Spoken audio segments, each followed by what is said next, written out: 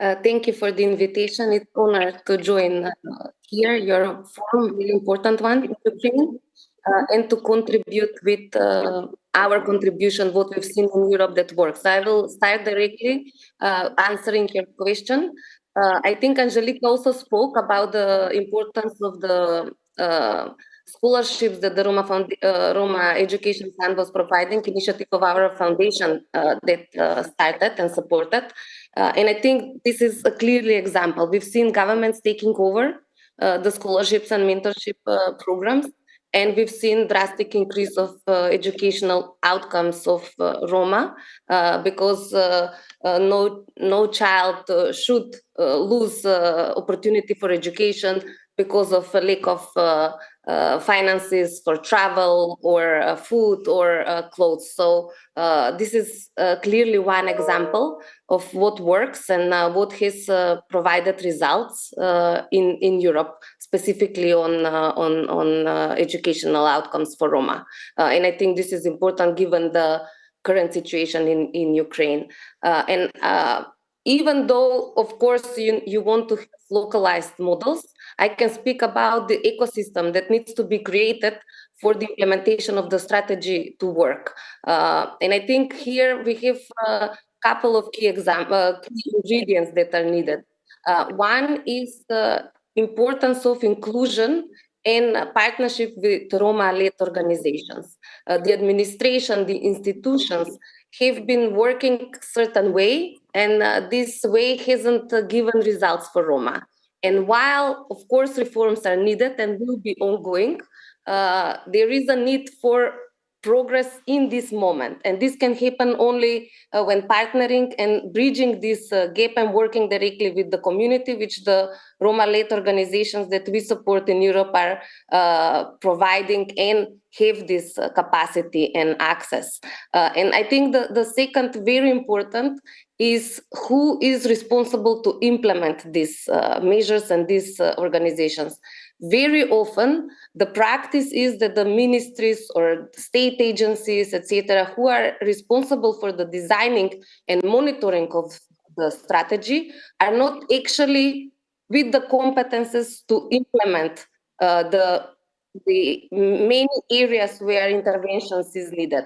So partnership directly with institutions who are actually working on the issues is crucial, because this is the main risk when you have the targeted policy, that none of the other policies is actually dealing with Roma because there is a separate policy, and this is the biggest risk that we've seen in across Europe. And when governments are actually implementing the strategy as part of their own competence and budget investment, this is where we see results. And the third, and I think most important ingredient, is from where does the consensus come that a new investment in Roma is needed? And Ukraine here has a very special opportunity. Previous speakers in the opening panel spoke about the contribution of Roma soldiers to the defense of the Ukraine, the Roma volunteers, etc. And I think recognizing that Roma are not just essential part of Ukrainian society, but the future of Ukraine, we have to realize that more than 1/3 of Roma in Ukraine are under the age of 15.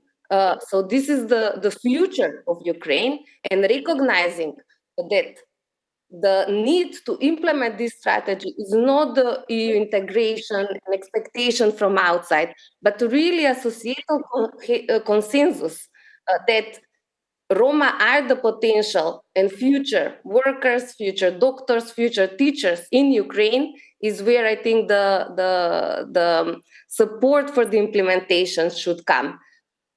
There are a lot of pro-reform civil servants, teachers, etc., who are willing to help, but also we have seen legacies where there is still a bit of ignorant approach to the cause. I think it's first who is sitting around the table. we need to have the right people. So the prime ministers, the presidents of the parliament, the president of the country, the ministers of finance, the ministers of economy, they also need to think about this. This is not only a human rights issue. This is not only a minority issue. This is an issue about the future economy, the future demography of Ukraine, and shifting these discussions into the key political circles is, I think, of essence. Because once there is support from the top political leadership, the implementation will come. Because yes, it's true that the local authorities are responsible for implementation, but it's also true that a lot of these public services that they need to provide is delegated authority, and the government should finance in order to be able to expect results. And to see how the funding that they are already providing for the schools, for the teachers' salaries, actually reaches Roma. Because we have, I'm just giving one example of the schools, but this is true for everything. There are some easier solvable issues like access to registration, access to birth certificate and ID documents, and there are issues that are less solvable, like the housing, or more difficult to solve, like the informal housing, etc. So there is a huge spectrum of issues, but when we see that the governments are willing and there is a recognized need for this, we see the move towards that. And I think currently, because businesses are struggling to find workers, it is a smart decision of any government to try to equip the Roma with the skills needed for the current labor market of Ukraine through vocational training, to retraining, etc. And we've seen this type of initiative really stepping up in Europe, because the same is true, and hopefully with a very fast results.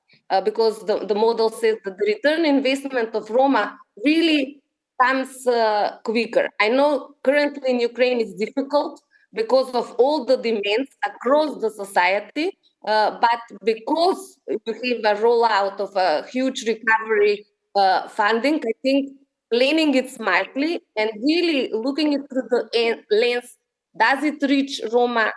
Does it reach Roma young people? Does it reach Roma mothers, etc.? It's really a smart investment for the future of Ukraine.